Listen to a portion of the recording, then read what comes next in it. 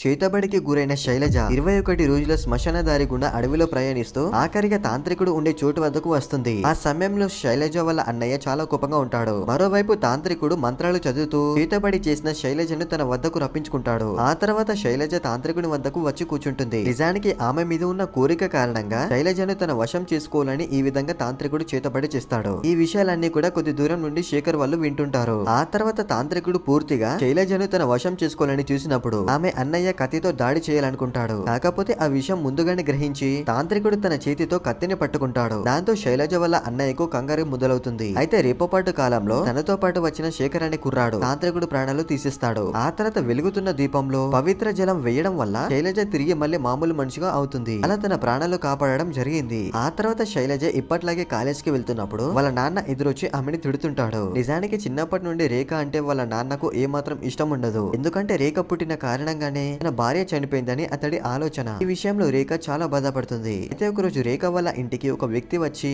అక్కడున్న రేఖ వాళ్ళ బామ్మను హెచ్చరిస్తాడు. ఈ ఇంట్లో ఒక దుష్టశక్తి ఉందని అతడు చెప్పడంతో ఆమె చాలా కంగారు పడుతుంది. వీడియో నచ్చితే ఒక లైక్ చేయండి ఫ్రెండ్స్.